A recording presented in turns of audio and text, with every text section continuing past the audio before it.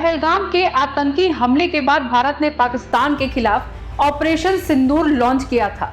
इस ऑपरेशन के तहत 6 मई की रात को भारत ने पाकिस्तान के 9 इलाकों में मिसाइल दागी। उनमें मुरीदके का आतंकी ढांचा भी शामिल है।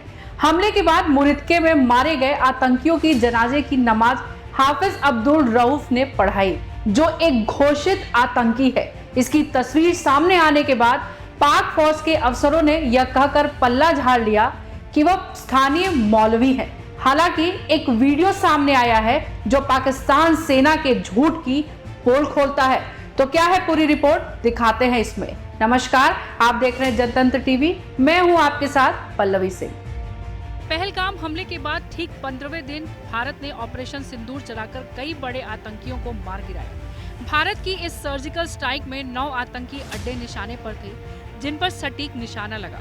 इसमें मसूद अजहर का भाई भी मारा गया।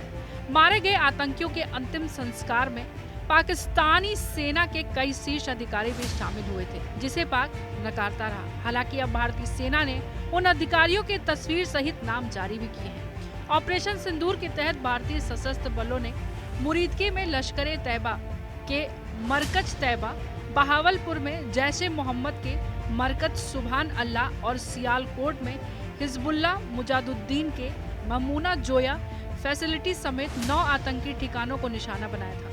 रविवार को एक संयुक्त प्रेस कॉन्फ्रेंस में भारतीय सेना, भारतीय वायुसेना और भारतीय नौसेना के वरिष्ठ सैन्य अधिकारियों ने कहा है कि मुरीदके में मारे गए आतंकियों के अंतिम संस्कार का नेतृत्व लश्कर कमांडर अब्दुल राउफ ने किया था, जिसे अमेरिका ने वैश्विक आतंकवादी घोषित किया है।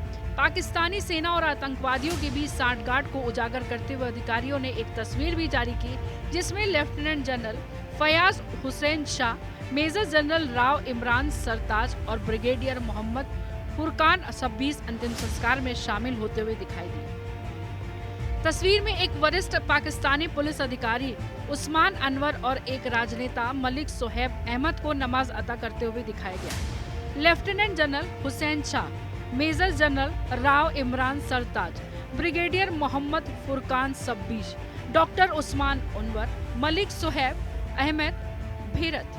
अंतिम संस्कार पूरे राजकीय सम्मान के साथ किया गया, जिसमें आतंकवादियों के ताबूतों को पाकिस्तानी झंडे से लपेटा गया।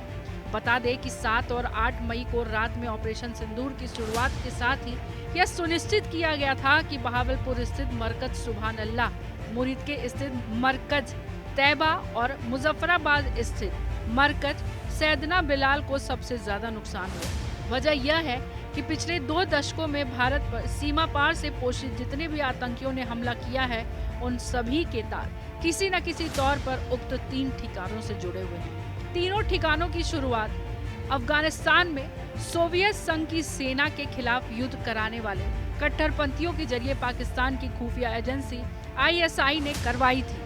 इसमें स्थानीय पुलिस व पाक सेना कुछ उसी तरह से मदद कर रहे थे, जैसे कई वर्षों तक एबटाबाद में ओसामा को पोषित किया गया था। सरकारी सूत्रों ने रविवार को ऑपरेशन सिंदूर के तहत चयनित स्थलों के बारे में विस्तार से बताया। यह भी बताया कि हमले में जिस तरह से उक्त तीनों ठिकानों को तबाह किया गया है, उसमें आतंकवाद को संरक्षित पोषित करने वाले पूरा तंत्र दहशत में है। असल में अफगानिस्तान जिहाद का संस्थापक अब्दुल्ला आजम भी बहावलपुर स्थित जैश अड्डे के संस्थापकों में से एक रहा है। मुजफ्फराबाद स्थित मरकज सैयद बिलाल भी जैश-ए मोहम्मद का प्रमुख केंद्र है और उसको भी ऑपरेशन सिंदूर में एक तरह से ध्वस्त कर दिया गया। सूत्रों के मुताबिक जैश के उक्त ठिकानों पर पहले ही हमला कर देना चाहिए था। भारत ने जैश के दोनों ठिकानों पर हमला करने के लिए सबसे घातक हथियारों का इस्तेमाल किया और वह सोच समझकर संदेश के लिए था। पाकिस्तान पर भारत समेत दुनिया के कई देश आतंक पर लगाम कसने के लिए दबाव डालते रहे, लेकिन पाकिस्तान इस बात को नकारता रहा कि उसकी जमीन कोई आतंकी गतिविधि हो रही है। हालांकि पहलगाम हमले के बाद इस मामले में पाकिस्तान बेनकाब हो गया है। पाकिस्तान से अब्दुल रऊफ जैसे आतंकियों को सम्मान मिलने की वीडियो सामने आई है। साथ ही रक्षा मंत्री ख्वाजा हासिफ और बिलावल भुट्टो जैसे बड़े नेताओं ने ये मान लिया है कि पूर्व में पाकिस्तान की जमीन पर आतंकी पलते रहे हैं। तो आपकी इस बारे में क्या राय है, हमें कमेंट कर जरूर बताइएगा। तब तक के लिए नमस्कार।